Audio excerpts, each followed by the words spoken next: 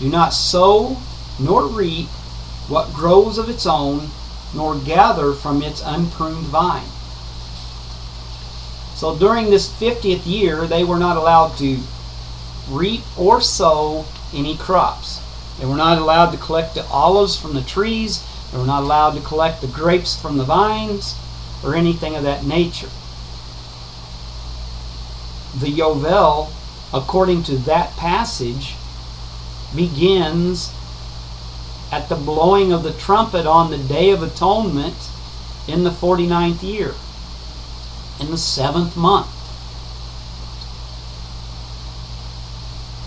This only stands to reason because if you're not allowed to harvest the crops in the spring, why would you plant them in the fall?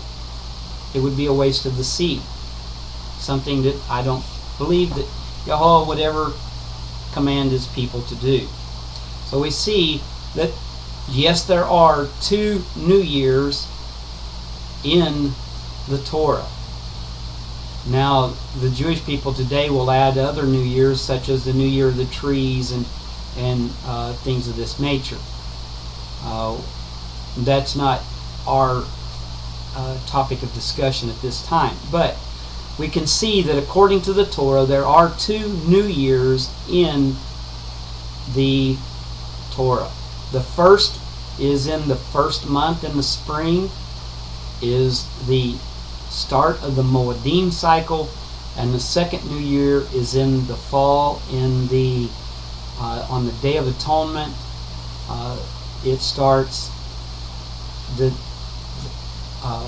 year of rest of the land in the Yovel year, when the trumpet is sounded.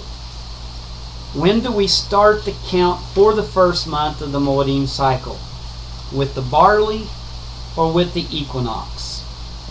Big discussions, unending discussions on the internet about barley or equinox. Well, the Bible never says anything. The Torah never says anything about barley being the beginning of the year, looking for barley. The children of Israel couldn't look for the barley when they were in the wilderness. Noah couldn't look for the barley when he was in the ark during the flood. On and on the arguments goes. And it's basically an interpretation of the word Tekupha, given to mean the solstices and the equinoxes, the circuits. The word circuit, or the word Tekupha, literally means a circuit or a cycle.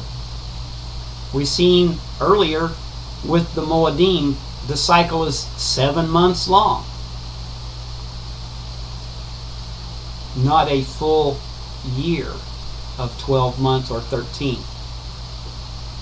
This interpretation of Tekupha as meaning the solstices and the equinox is what is known as an anachronism. That is, using a false chronology, using a meaning that is present understanding for something in the past. A prime example of this from our history of our country. President George Washington cut down the cherry tree. Well, he wasn't the president when he cut down the cherry tree. If he even cut down the cherry tree, that's debatable. But he wasn't president when he cut down the cherry tree. He was a young man. But we say, when we tell the story, President Washington chopped down the cherry tree. It's the same thing with the Tekupha. Today it is given the meaning of the solstice, whereas originally it did not mean that. And as I said, the assumption's made that Noah kept the feast days, and while he was in the ark, he couldn't tell when the new year started, because first of all, there was no barley growing because it was all underwater. And second of all, he was so closed up in the ark, which is a misconception actually from the text of Genesis, that Noah did not keep the feast days. I'm sorry to tell people. Lot did not keep the Passover. Job did not keep the Passover. Jeremiah could have kept the Passover. Or actually, he did keep the Passover. Because he came after their release from Egypt. Passover symbolizes the release from Egyptian bondage. And the children of Israel, we don't even know 100% that they kept the feast in the wilderness. We know they did in Egypt when they left, and we know they did the second year, and we can only assume that they continued to. But we have a troubling passage in Joshua where it says that Joshua, as they entered into the land, they crossed the Jordan in the first month, and before they could celebrate the Pesach in the land, as Yahweh had commanded them to, when you enter the land, I want you to keep the festivals as I set them out here in these passages. He had to circumcise all the males, because all the males that had left Egypt who had been circumcised had died in the wilderness. And the Torah is very, very plain, states it a couple times at least, that no uncircumcised male is to partake of the Pesach. It is an abomination. So it's very likely that they did not keep the Pesach after the second year in the wilderness, because they were uncircumcised. I know that just goes against common theology, but we have to take the word for what it says. If they did keep the Pesach during the wilderness travels, it would have been an easy thing for them to go into the land, just like the 12 spies went into the land, went through the land investigating the land, just like they went in to Jericho and spied out before they went into the land. The people could have sent men to go in to see if the barley was in a state of aviv. So these arguments are groundless as to we have to use the equinox because the barley is unreliable, and the barley could not have been used in these instances. Contrary to common conceptions today by those who hold to the equinox theory, use of the barley to set the year is based on several scriptures. The first of these, Exodus chapter 9, verse 23 through 34. Then Moshe stretched out his rod toward the heavens, and Yahweh sent thunder and hail, and fire came down to the earth. And Yahweh rained hail on the land of Mitzrayim. Thus there came to be hail and fire flashing continually in the midst of the hail, very heavy, such as had not been in all the land of Mitzrayim since it became a nation. And the hail smote in all the land of Mitzrayim all that was in the field, both man and beast.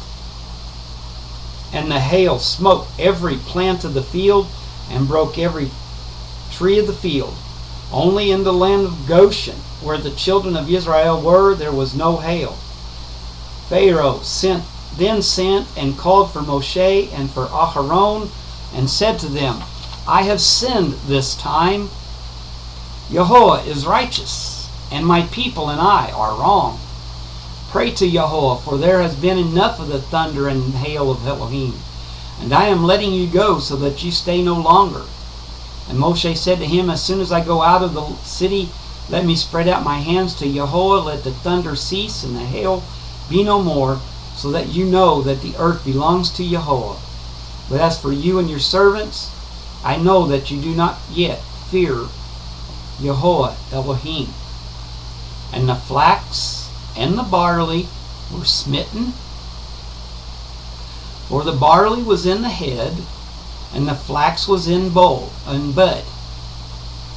But the wheat and the spelt were not smitten, for they were late crops. And Moshe went out of the city from Pharaoh, and spread out his hand to Yehovah, and the thunder and the hail ceased, and the rain was not poured on the earth. And Pharaoh saw that the rain and the hail and the thunder had ceased, yet he sinned again, and he hardened his heart, he and his servants.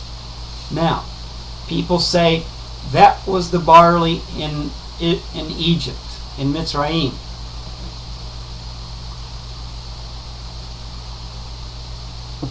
Well, yes it was. And it was at a stage where it was already Aviv. We have to understand, and the map behind me doesn't show enough of the territory, but Egypt is quite a few degrees south in latitude from Israel, or is it longitude? But anyhow, it's several degrees south, and the crops would be that much different. Now, we don't know how much time transpired between this plague of the hail and the fire and the thunder and lightning and the rain, but we know that it was not just day after day that these plagues came. So the barley in Israel would not have been ripe yet. And on top of that, the barley in Goshen was not smitten, because the Israelis, the Hebrews, were there in the land, and Yahweh did not smite the land of Goshen because of them living there. So the argument against the flax and the barley in Israel or in Mitzrayim being too far advanced to have the sighting of the new year to begin sometime later is not false. It does, or is false. It doesn't hold up. In Leviticus 23, 9 through 14, we read, And Yahweh spoke to Moshe, saying, Speak to the children of Israel, and you shall say to them, When you come into the land which I give you, and shall reap its harvest, then you shall bring a sheaf of the first fruits of your harvest to the priest, and he shall wave the sheaf before Yahweh for your acceptance. On the morrow after the Sabbath the priest waves it. And on that day when you wave the sheaf, you shall prepare a male lamb, a year old, a perfect one, as a burnt offering to Yahweh, and its grain offering 2/10 of an ephah of fine flour, mixed with oil, an offering made by fire to Yahweh, a sweet fragrance, and its drink offering 1/4 of a hin of wine. And you do not eat bread or roasted grain or fresh grain until the same day that you have brought an offering to your Elohim, a law forever throughout your generations and all your dwellings. Here we see that during the week of the unleavens, the festival, the Chag Hamatzot, on that first day of the week, during that festival, they were to celebrate the festival of first fruits. They were to take the first sheaf that they had gathered from the land and present it to the priest in the temple. It was to be given as a wave offering. And they were not allowed to eat any grain until from the time that from the time of the festival started to the time that they had brought this offering.